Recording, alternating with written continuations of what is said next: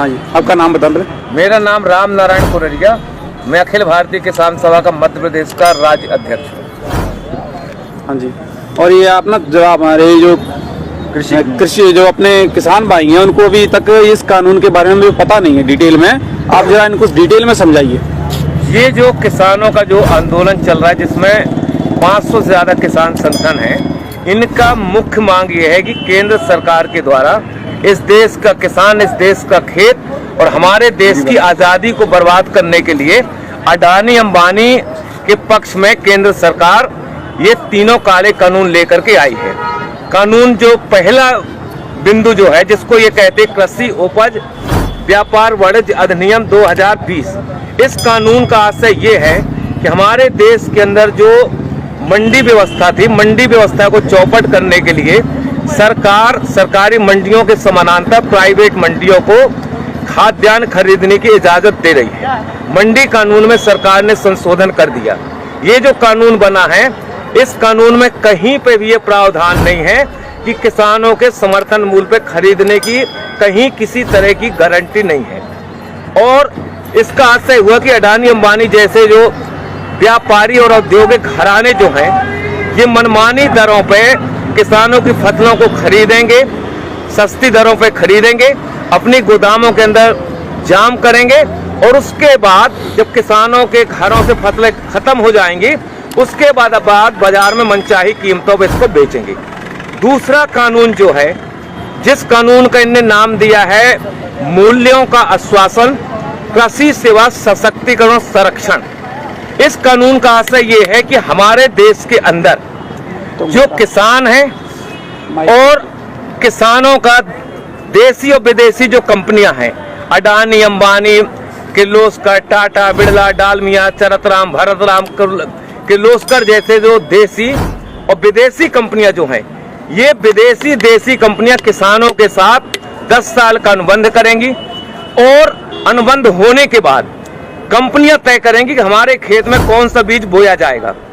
बीज के साथ ये तय करेंगे कि बीज के साथ कौन सा खाद डालना है, कौन सी कीटनाशक दवा डालना है, और उसके बाद किसान अपने खेत में बीज बोने के लिए स्वतंत्र नहीं होगा।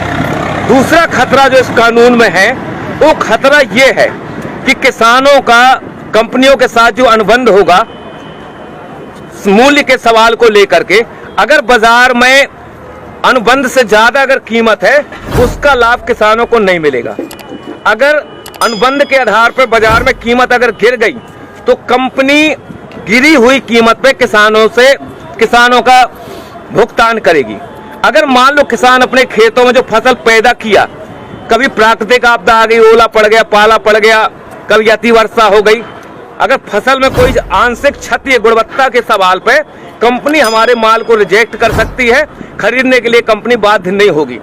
इसमें सबसे खतरनाक पहलू जो है, पहलू यह है कि अगर हमारा कंपनी हमारा अनाज नहीं खरीद रही है, रिजेक्ट कर रही है, अगर किसान दोबारा उस अनाज को दूसरों को अगर बेचना चाहे तो इस कानून में प्रावधान है कि आप इस समझौते का उल्लंघन करके दूसरे को आप नहीं बेच सकते हैं। इस कानून में सबसे खतरनाक पहलू जो है कि ये न्यायालयीन प्रक्रिया से बाहर कर दिया गया है।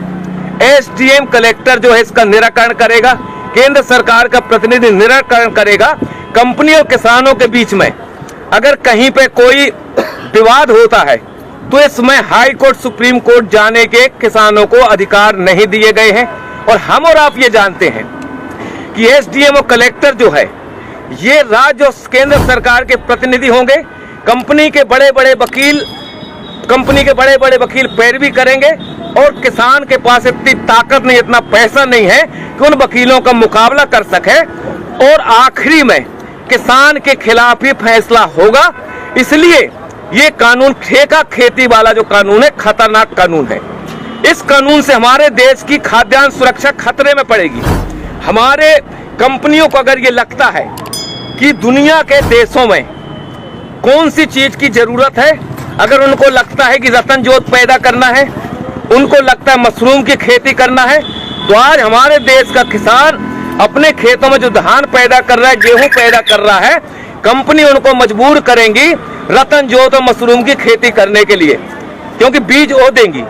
हम लोगों ने देखा हिंदुस्तान के जब ईस्ट इंडिया कंपनी का कब्जा था, ये जो बंगाल था, जब हिंदुस्तान और पाकिस्तान नहीं बना था, बांग्लादेश नहीं बना था, उस समय ईस्ट इंडिया कंपनी ने वहां के किसानों को बाध्य किया था नील खेती करने के लिए। और जब नील खेती किसानों ने की, जमीनें उनकी बंजर हुई, उर्वरक शक्ति खत्म हुई, और हमारे देश में आजादी के पहले 1 करोड़ से ज्यादा हिंदुस्तान का नागरिक मारा गया था भूख की वजह से।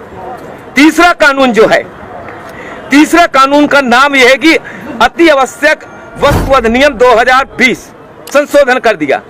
इस कभी तक हमारे देश का जो कानून था, उस कानून में प्रावधान ये था कि हमारे देश का व्यापारी, हमारे देश का औद्योगिक घराना एक सीमा से ज्यादा अपनी दुकानों के अंदर किसी भी वस्तु को अधिक समय तक जाम नहीं कर सकता था।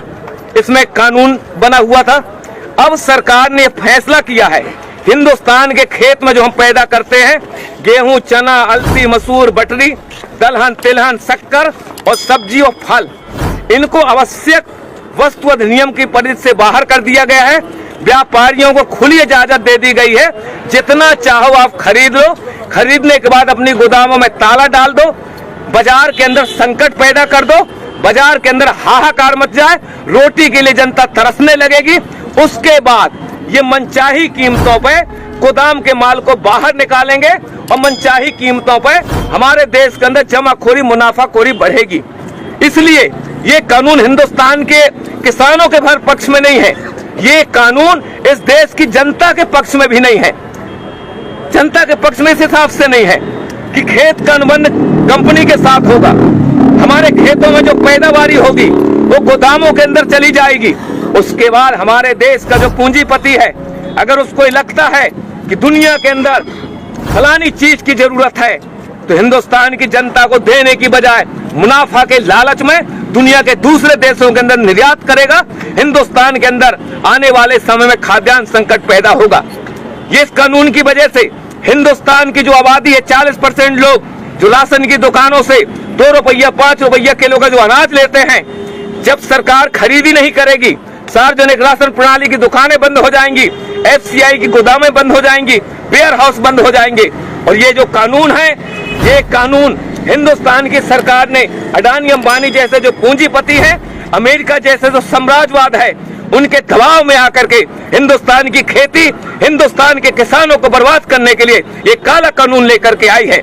हिंदुस्तान का किसान 22 दिन से आज दिल्ली के 5 जो बॉर्डर हैं, इन बॉर्डरों में कफन बांध के किसान यहाँ बैठा है कि मोदी सरकार इन कानूनों को वापस ले।